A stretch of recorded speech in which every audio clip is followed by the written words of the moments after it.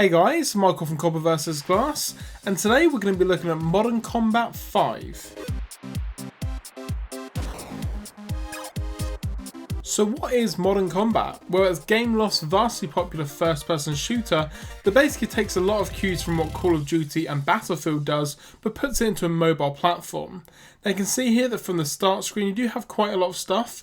You've got events, which if you've played anything like Asphalt 8, this is basically events that pop up randomly for a certain amount of time, which if you play you can get extra perks. You've then also got multiplayer, which I'm going to be doing a completely separate video on. You've then got global, squad, play, and also the loadout features. Now in loadout you do have quite a lot of customization when it actually comes to your weaponry. You've got the option to select multiple loadouts, and within those loadouts you can choose a primary, secondary, and also an explosive like a grenade or a smoke grenade. Now you can also do things like change specifics on the weapon, so you can do things like adding a red dot sight, changing things for the nozzle in terms of adding a silencer, changing the magazine size, and also adding a grip for better accuracy. And you can see the stats under each additional thing that you actually put onto your weapon, showing you how it's going to change the way that the gun works.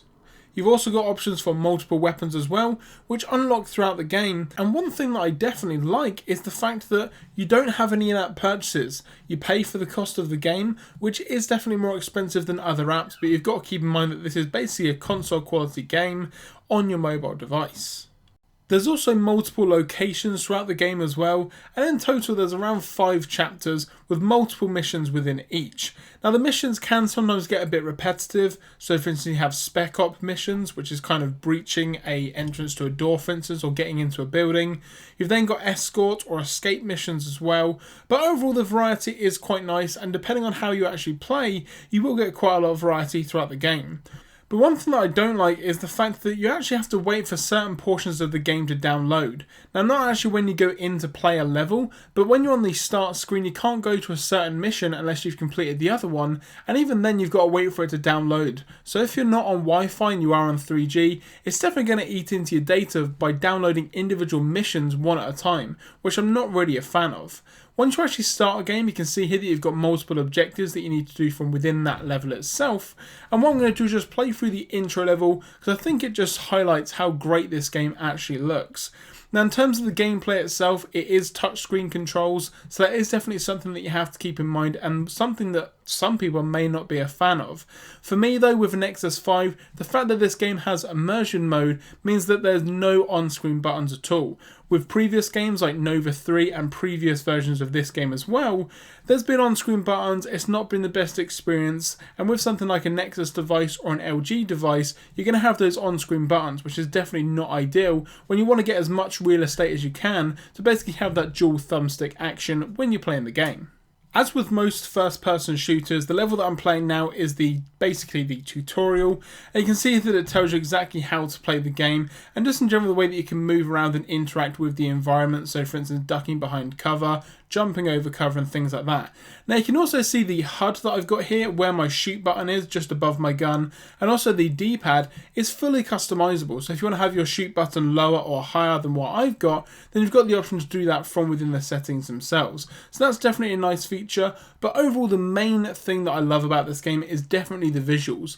Now obviously the advertisement for the game as well says that it's console quality graphics. Now I'm not necessarily going to agree with that, because things like Battlefield 4 and Call of Duty Ghost obviously look a lot better than this on the Xbox One or PlayStation 4, but in terms of the graphics that we're getting now from a mobile device, it is definitely really nice. You can see here the animations, the reflections of the marble and things, and just in general the light as well. When I open up these blinds here, these shutters, you can see just how great this game looks. The water, the particle effects, it all looks incredible. And this is probably the best looking mobile device game that I've ever played.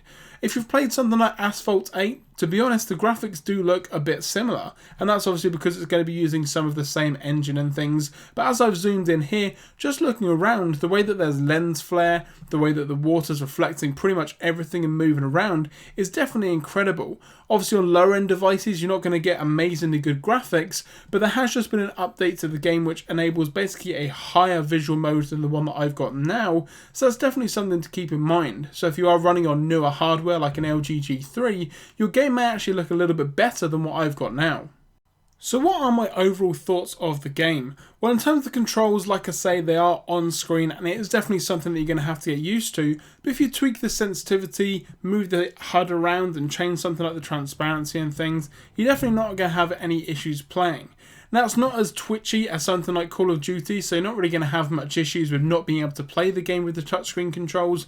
But if you do have the option to use something like a Moga controller, then I would definitely say that's maybe a better option.